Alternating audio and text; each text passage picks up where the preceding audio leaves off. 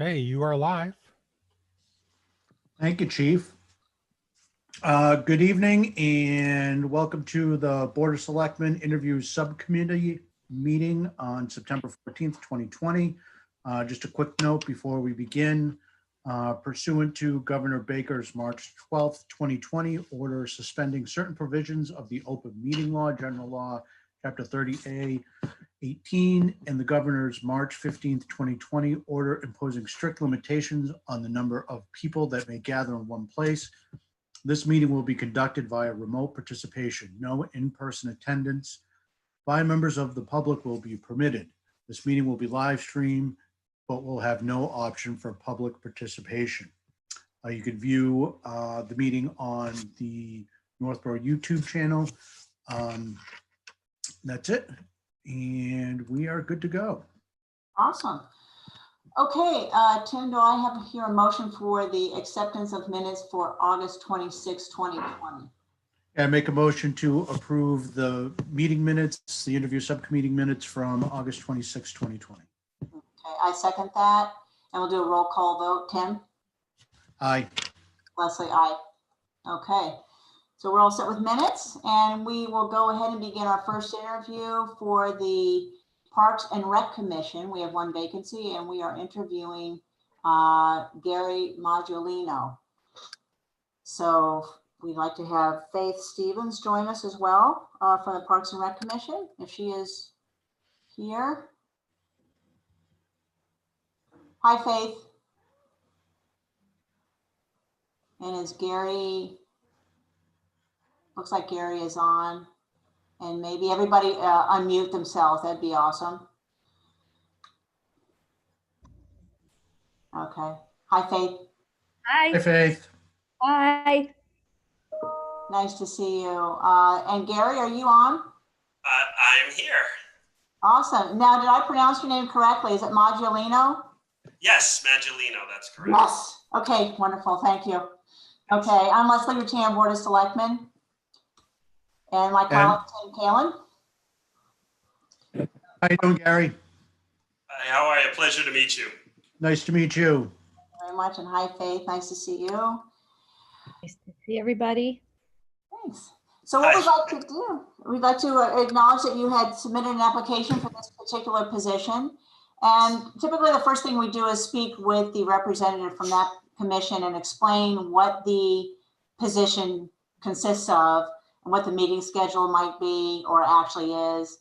And then we'll talk with you about your desires and how you feel you can contribute to this. Sounds wonderful. Okay. Go ahead, Faith. So Gary has come to one of our commission meetings before, so he sort of knows the lay of the land already. We are more than happy to have him coming on board based on his background. My son was part of the football program that he was in charge of. So the background, we meet typically the first Tuesday of the month. Occasionally that will get changed. And, you know, you'll know the month before if it's going to get changed, or Michelle sends out information to everybody on the email chain. And typically meetings are usually about an hour. It's rare that we go over the hour, but that's about it. Do you have any questions? You know, short and sweet, because you're the only person who put an application in.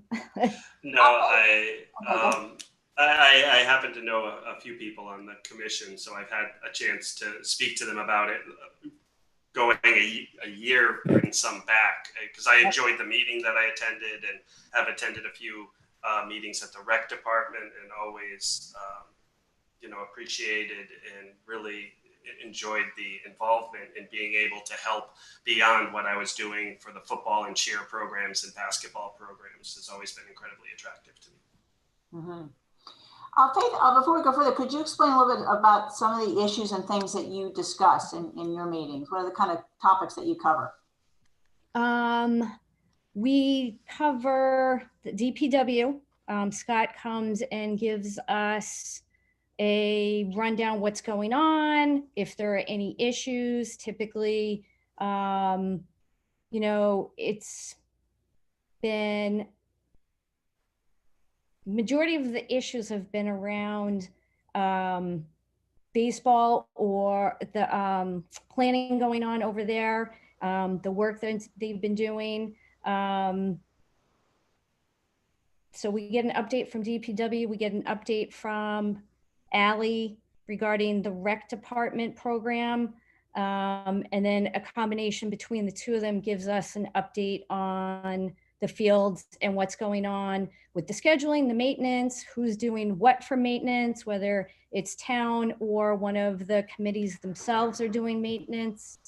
And then occasionally we will have, like yourself came in, we have soccer come in, give us updates, baseball, softball. So it's a little bit of everything. You guys cover a lot of territory, so to speak. Yeah, I know.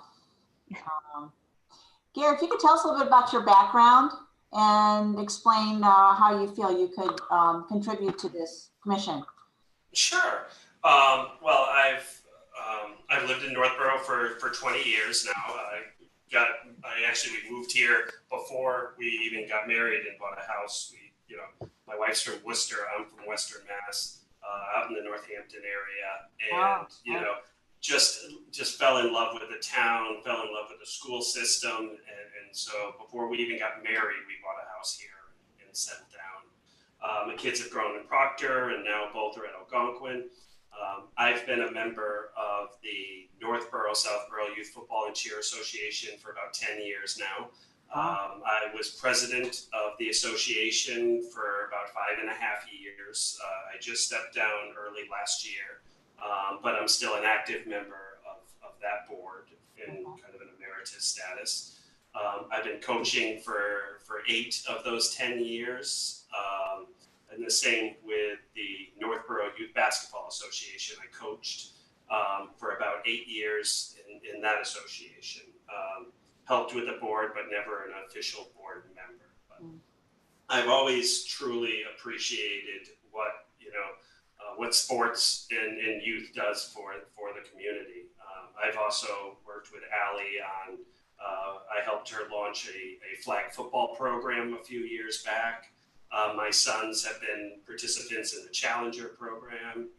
I've always truly loved what the recreation does for Northborough and the way it can get kids involved, and it's the camaraderie and the things it instills in terms of teamwork and discipline and determination and togetherness. So I've always wanted to stay involved in some manner, even though my kids are out of the youth programs. I'm still trying to coach at young levels and stay actively involved. I think my time in both football and basketball, and especially in a board leading position, I've had the opportunity to work very closely with Ally and Subcommittee Faith and some others, and it has given me some keen insights into how to make a lot of these programs better, and how these programs can work cooperatively with the town for the betterment of the programs, for the betterment of the fields, for the betterment of the communities, ways these two programs can work dependently upon each other to help one another out.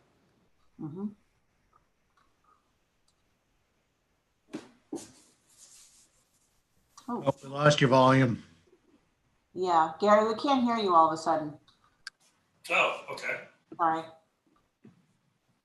Can you hear me The now? last 2 sentences, maybe we missed that. Oh, can you hear me now? Yes. Yeah. Okay. No, I was just saying, I think all of that combined gives me a good understanding of how the youth programs in the town can work collaboratively together. And because, I've always viewed it as it's a partnership. It's not, it's not something that the town puts on. It's not something that, we just do for the kids. It's working in unison. And one of the things I try to do from a football side is to also work very collaboratively with the high school program to try to get kids more involved from, get the high school seniors and players down to the youth level to give them something to build, aspire, and drive towards. You want to be playing Friday night under the lights. So Well, you have I was going to say, just the way Shane is now. I remember him when he was a little kid tearing up the youth field. So. Well, it sounds like you have a wonderful background, and you're obviously very dedicated to our community and providing quality programs for our kids. I think that's something that, I think it's hard in a town to provide a lot of things for teens. That's sort of like the lost age group in a lot of ways. We don't have a teen center and things like that. And so I think being able to concentrate on programs for the kids like that, you're obviously very dedicated to that. And I think that comes through. So your information on here is wonderful. It really is. Yeah, Gary, thank you very much for applying for the position. It's always great when we have people that are not only willing to volunteer their time, but actually have a lot of experience. And like you said, you already know a lot of the people that work in the department and Parks and Recreation. So that's very, very helpful. So thank you for submitting your application. Thank you.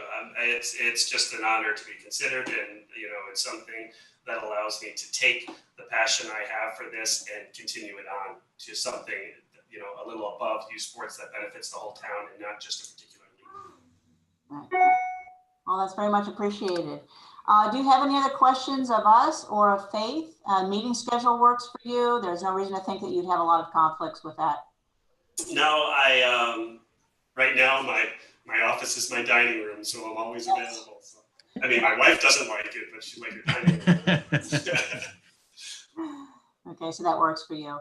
We will be making appointments this evening at our selectmen's meeting, and if we indeed appoint you, you would need to get sworn in by the town clerk, so maybe give him a buzz and just find out the best way to do that so that you're able to vote at the next commission meeting. That would be wonderful. So that would be super. So I think that's it, unless you have anything else of us.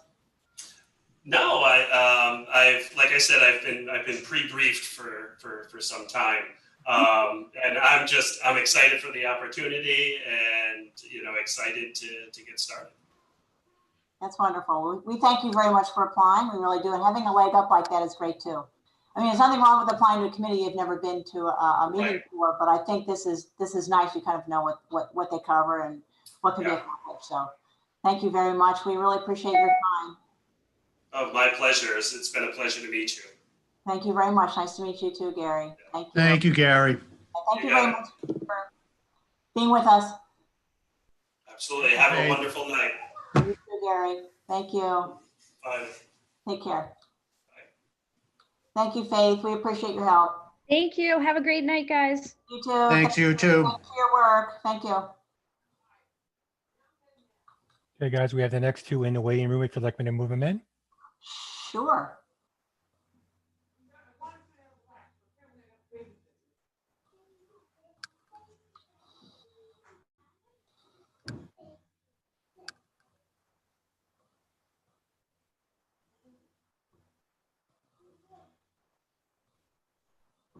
Good evening. Can you hear us, or both of you are on mute still? Okay.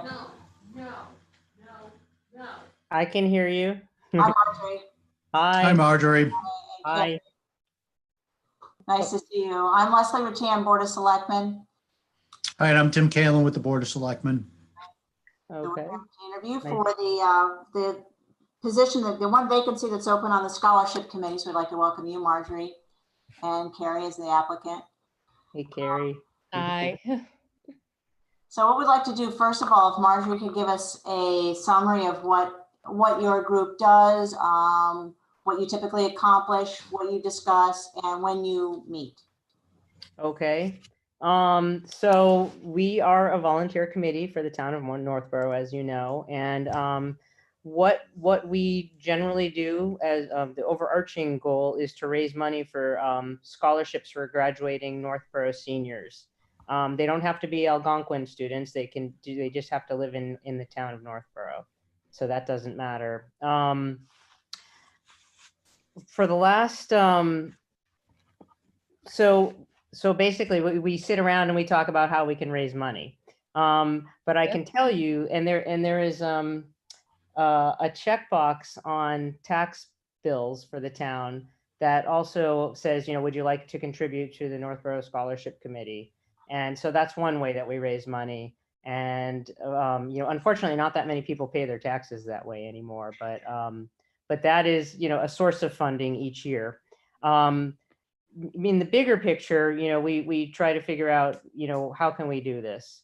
In years past, I think people used to go around and sort of go from business to business and ask for money, and that's not as effective a means as it has been in past years. Everybody, used to do that, and people aren't really, they're giving their money, distributing their money in other ways as well.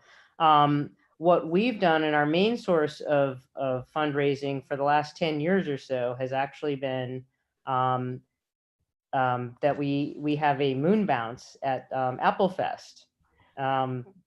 Usually when we have fireworks, or even when we don't have fireworks, we've been at the street fair a couple of times, but generally we've counted on Apple Fest as our main source of income. So clearly this is a problem this year. And so what we really need are ideas and maybe some new blood to, help figure out some ways that we can raise some more cash for seniors. Sorry, I just took a couple notes here. We meet once a month. Generally, gosh, I can't even remember if it's usually been a Tuesday, but we usually have a meet for about an hour a month.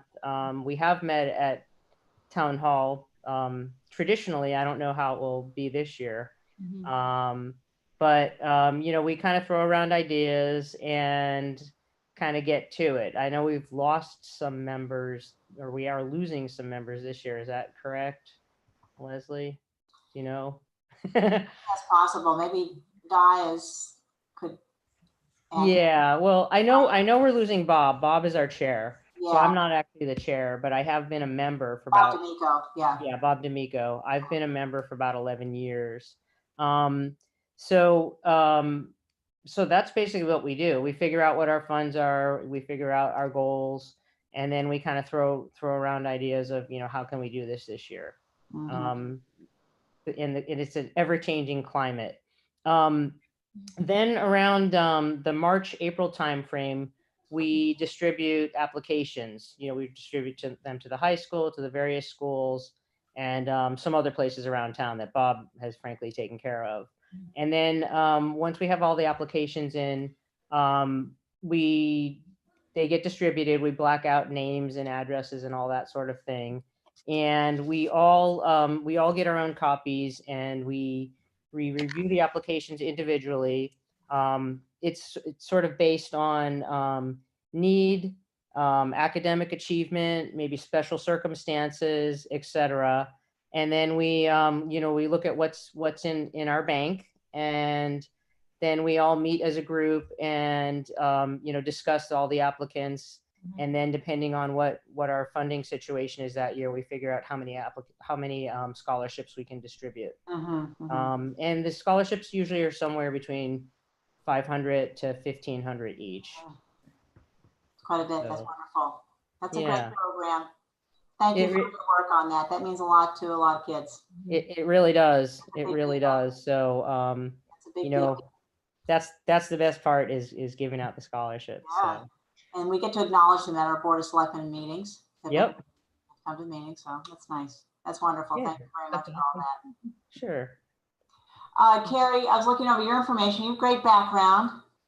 Thank you. If you would like to provide some sort of a summary maybe, or what you think stands out in terms of what your background is that could contribute toward this particular committee.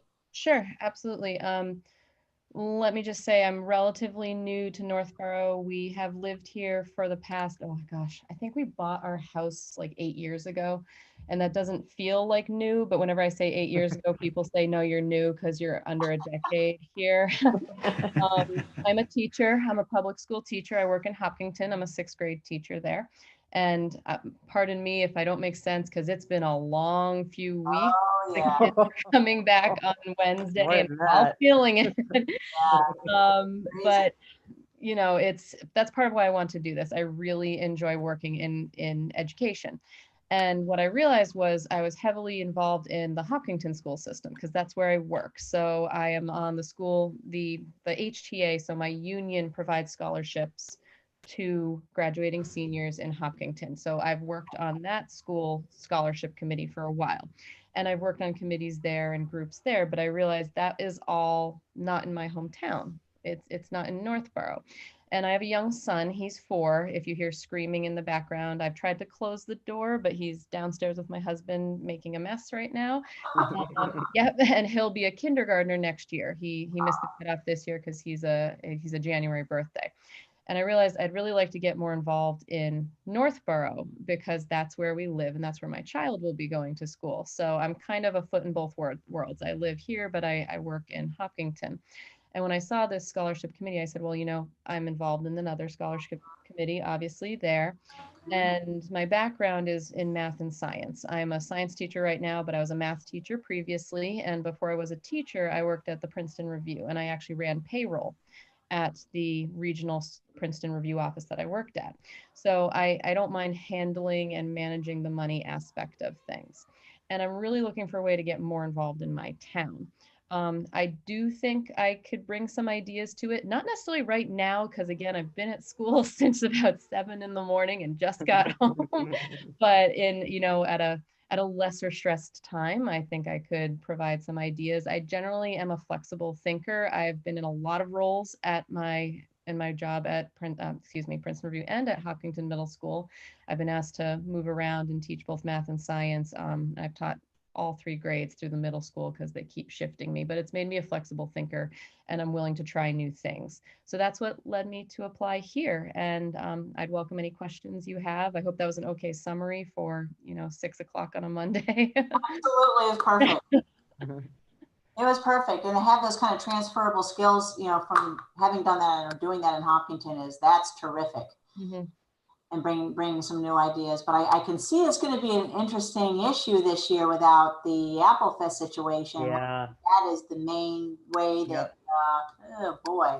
Yeah. Or is there another way to have, since most people aren't doing the check off thing as much, but the bill Mm-hmm. payments, is there some way where it still pops up on the screen somewhere? Right. Maybe a screen design thing where they somehow can check something off and put a little toward it. I don't know, but in hearing you speak, Marjorie, I was kind of wondering if that's a possibility. But yeah, I mean, we've talked about that in the past, like having something like somewhere on the, you know, even on the town website or something, somewhere where it would be way more visible to people. So maybe this is, you know, maybe this is the year. Yeah. And, you know, I can't imagine that if more people didn't see it or didn't know about it, that, you know, that we wouldn't get just a heck of a lot more money because of, you know, $10, $15, $5, whatever. I can't imagine that there aren't a lot of people in town that would contribute. Mm-hmm. Yeah, I agree with you. Do you have any questions of Marjorie at all in terms of what expectations might be, or? I was wondering how much money you typically raise, what's your budget each year, and how many seniors you actually serve. Like I noticed you mentioned $500 to $1,500, but how many increments of that do you typically dole out?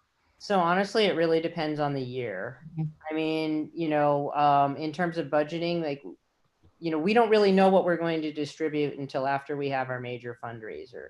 Right. And, you know, we've had years where, like, you know, one year we had 2 moon bounces and no other competing moon bounces. And I think we made about, you know, $3,500 at that one particular fundraiser. Mm-hmm. You know, we've had other years where, you know, they've changed the setup of the fireworks and when they shut the lights off and this and that. We've had other years where we've come out with, you know, $1,500, right.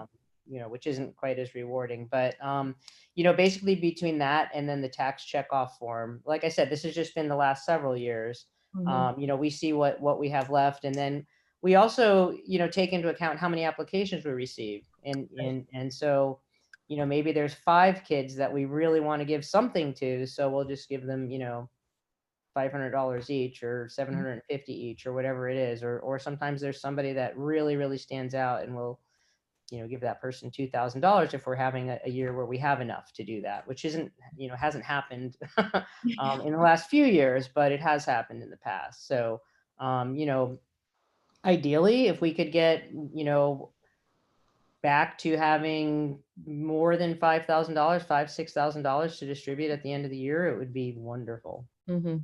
So we need new blood. Do you ever do the kind of stereotypical fundraisers that people think of? When I was a kid, we did things like recycling drives and things like that. Was that ever on the topic list?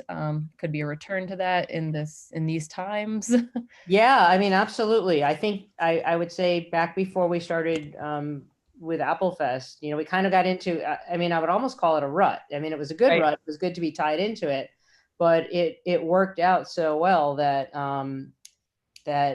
that became our main source of fundraising. But that has been done in the past, Mhm. and to sometimes more, sometimes lesser success. It just depends on what in particular it was. I'm trying to think back to like my early days, but we definitely did some of that, and would welcome it again. Yeah. I've also seen people do fundraising with, have you seen the flocks of flamingos? Yeah.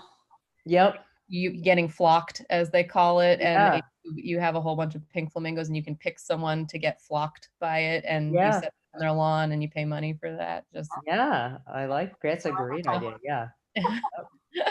it's fun. I grew up in Needham, and they used to do that. And you'd pay money for someone else to have a flock of seagulls placed on their lawn, or a flock of flamingos, and it was all Right. the flamingos. Yep. Yeah. I mean, That's a good one. anything like that would be Well, great. I just wanted to throw in there too, is I think even regardless of the amount, I think it's just nice for some of the kids to just even be acknowledged in that way, even if it's $250. Absolutely. Absolutely. All those little things still go toward it, and that's important. I think Yep. I do appreciate that, even if it's, Oh, it doesn't have to be $500 even. That's just a personal. Yep. Yeah. I absolutely agree. And I was kind of emphasizing it would be nice to give somebody a nice chunk, but these kids are so grateful. And it's great. And I've got, a son going to college really soon, so don't worry, he won't be applying, so he can't, right? He'll be applying to you in another way. Yes, yeah, for my life, but yeah. So we're running a little behind here, so I just wanted to close by just finding out if there are any more questions, anything else you're wondering about. We will be making an appointment this evening at our Board of Selectmen meeting. And if we indeed appoint you, Carrie, then you would need to maybe call the town clerk's office first and find out how you would need to get and when to get sworn in so that you can vote at the next meeting. Okay. The scholarship committee. So any other questions? Anything else that we can answer? That was the main questions. I mean, you guys did a great job of summarizing the time commitment and everything, and it's definitely something I'm interested. So thank you for considering me. I'm very interested. And again, thank you. Thank you, Carrie. Thank you. Yeah, thank you. And good luck with everything. I know you're working hard. Yeah, it's been a long few weeks. Oh yeah, hang in there. And middle school kids too. It's great, new to the school, and they're coming into this. It's gonna be interesting, though. I envy you. What we're doing. I'm on my school's reentry committee, and I'm trying to find the silver lining in everything. So, I think we can do it. Yeah. Wow, well, good luck. Just take it day to day. Thank Stay you so safe. much. So I leave now, right? I just want to double check. Yes, thank you very much. Yes, thank you. Great to meet you, So Carrie. hard with the Zoom now, where it's like you can't like point to the door for me. It's like thank you both so much, or all three of you so much, and have a wonderful evening. Thank you. Thank you, Carrie. Bye. Thank you very much. Bye-bye. See ya. Marjorie, thank you very much. We appreciate it. Thank you, Marjorie. Oh, no problem. My pleasure. All right. Bye-bye. Take care. And our last two are in the waiting room. You want me to bring them in? Sure. Amy and Cynthia.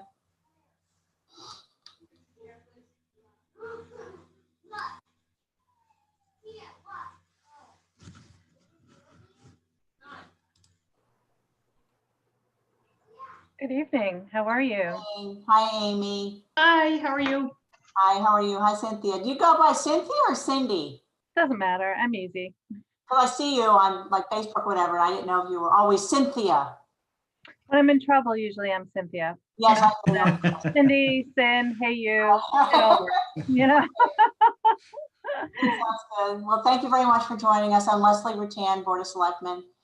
Hi, I'm Tim Kalen with the Board of Selectmen. Hey Tim, how are you? I'm good, Cynthia. How are you? Pretty Well, good. You're not in trouble. Thank goodness. I'm, Amy. yep, I'm Amy Haley. I'm the treasurer collector. Great, terrific. What we'd like to do to start off, if Amy, if you wouldn't mind summarizing what the Elderly and Disabled Taxation Fund Committee does, EDTF as we call it, it's a little shorter. Yep. And typically what's accomplished, what kind of things are discussed, and when you meet typically. Okay, so it's a committee that's run with the town assessor, the treasurer collector, and then 3 members of the community that are appointed by the selectmen. So this past year has been my first year here doing this, but in the prior community I was in, we had this type of committee as well. So I do have some experience with it. Great. So what happens is typically the applications will come in somewhere around January to March, and a lot of that is based on the information that the Board of Assessors has. They get the applications in, they verify all the requirements, that the individuals meet the eligibility requirements, and then usually in April, it was pushed back a little bit this year, but in April, the committee all meets and they go over everybody's applications, not the specifics with the names, but the applications and all the information that have been compiled. The senior center also helps a lot with giving any kind of advice on somebody that may need some help and maybe we could reach out to. So someone there will generally reach out to them. Our office also will oftentimes come into some information about people that may need some aid.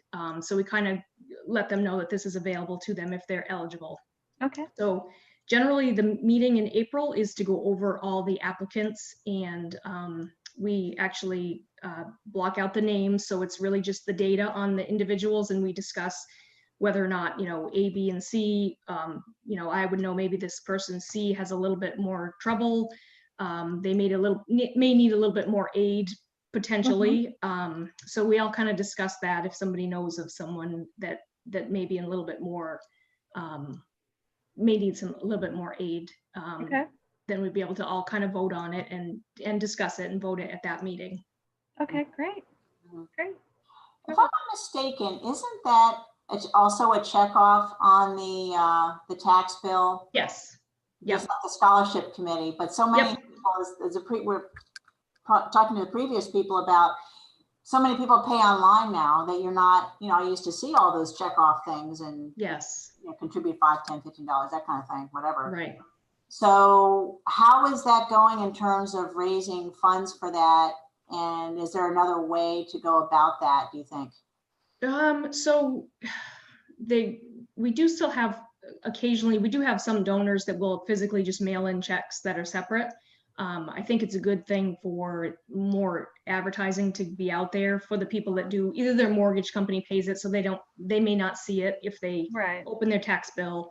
But I definitely know the information's out there with the assessor's office, our office, the senior center. So I think just promoting maybe some other way, I'm not sure how we could do it online. Actually, the tax bill itself, I'll have to double check now and see, because we upload it online. So if people pay online, if they want to physically view their invoice, they can. So I'll have to double check and make sure it's on there. I think it is, but for those online people, but again, they don't always necessarily look at the bill itself. They just see the amount and pay it. And So Cynthia, if you could tell us about yourself, a little bit about your background and how you feel that lends to a position on this committee. Sure, it'd be my pleasure. So I am a resident of Northborough, I think now for 19, going on 20 years, almost 20 years. And I've raised 2 children here. They're both young adults now. One just got married, and that was them eons ago in this footage.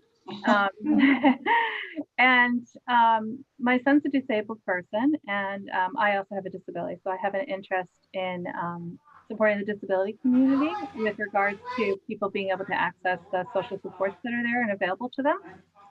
We are fortunate in that we are not somebody who has had a situation that arose to need this type of support that our town offers, but I'm so glad that we do have it here in town. In terms of my background, in addition to being a mom, I am a former executive in the financial services world. I left the financial services world about a decade ago to start my own small business. I am a special education advocate now. I sit on the board of a nonprofit called the Special Needs Advocacy Network. It's actually the second time I've served on the board.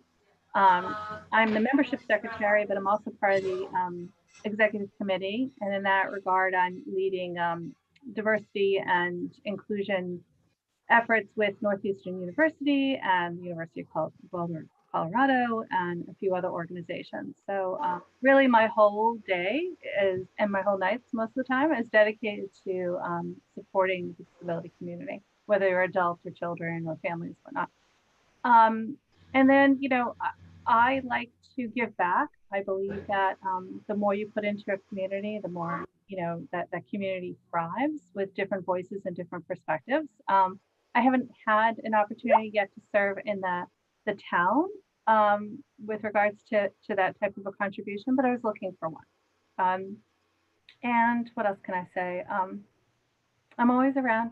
I don't travel, so not anymore, right? And I don't know, what else can I answer for you? I mean, certainly I've sat on boards. You know, when I was vice president at Fidelity, I managed an international organization with multiple countries, multiple time zones, and $42 million budget, you know, all that kind of stuff. So, oh, and I'm a homeowner. There you go. I'm a homeowner. Same house this whole time, same house in Northborough.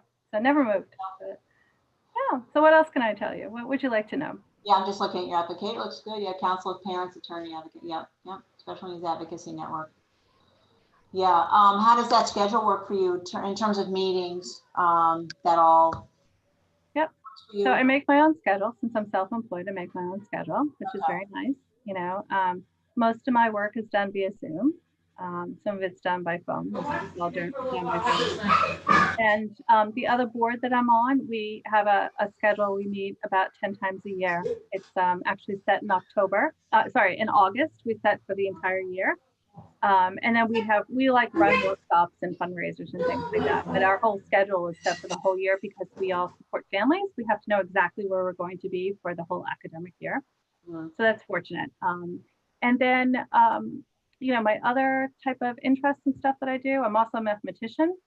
I've been working on some math proofs, and so that keeps me, you know, filling in something with pleasure. I know that sounds weird to some people, don't find math pleasurable, but I do. I make my own schedule 7 days a week. And in general, on Sunday, I reserve for a technology-free day. I don't have any commitments that involve any technology on Sundays. But other than that, yeah, I'm very lucky that way.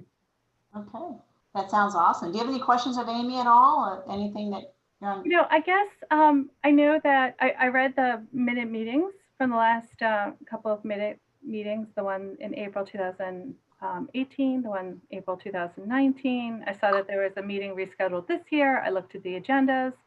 You know, I just, and back to that fundraising part of it that you were bringing up about it, not, you know, checking off the box. And I also saw that we have a benefactor who has been contributing to the town, which is just incredibly kind. Yeah.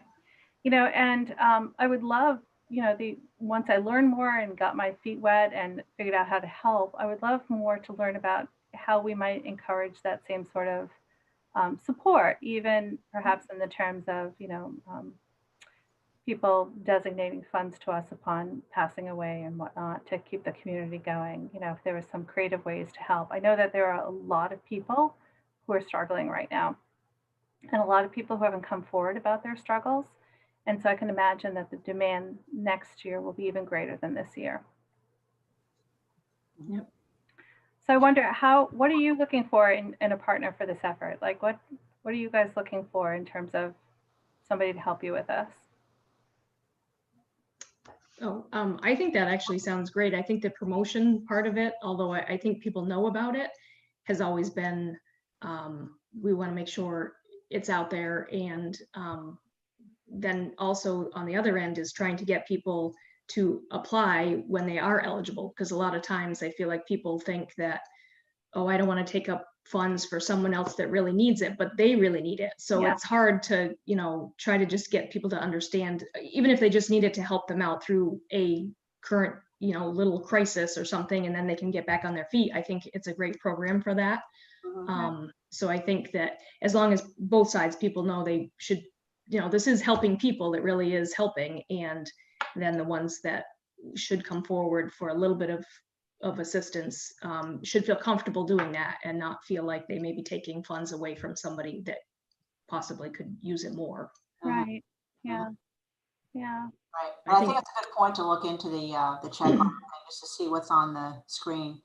I'm going to look at that too, just to see. I mean, years ago, we had the paper and we paid with that, but now that so many are online, I'm not really sure what people are really seeing if they're reminded about that. Because I would get the bill and go, oh yes, that's right, I can check that off and do whatever, and I'm not,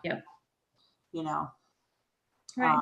It's like we used to have on the fuel assistant box that you check off on your heating bill. Do you remember there used to be one there a long time ago? You would check it off and it would go to a community, not here in town, but like you had National Grid or whatnot a million years ago. You had like a little box you would check off and designate extra money. It's not there anymore, but yeah. Right. I forget what that was called. It had a name. It did. Neighbor help or neighbor something. Right. Yeah. Yeah, that was good. Yeah. It was $1 or something. I remember that very clearly. Yeah.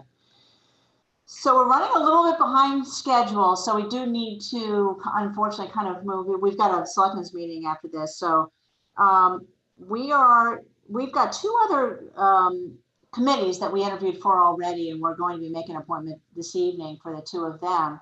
We do have another applicant for this particular committee that we are not going to be interviewing until prior to our September 28th meeting. Okay.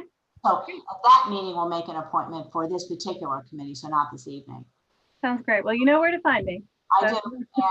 And if you're appointed, then we'll ask that you speak with the town clerk about getting sworn in so that you can vote if necessary at the first meeting that you attend. So sounds great. Thank you very much for your time. Nice to meet you, Tim. Nice to meet you. Thank you, Cindy. Thank you, Amy. Thank you, Diane, for hosting. I know she's on the line, but we can't see her. So, all right, I'll say goodbye then. Wow. Thank you. Take care, everyone. Yeah, thank you.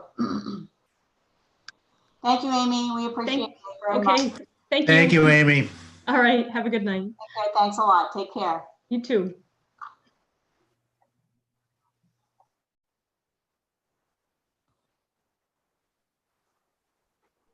Those went well. So are we done? Is this live stream is off? No, it's still on.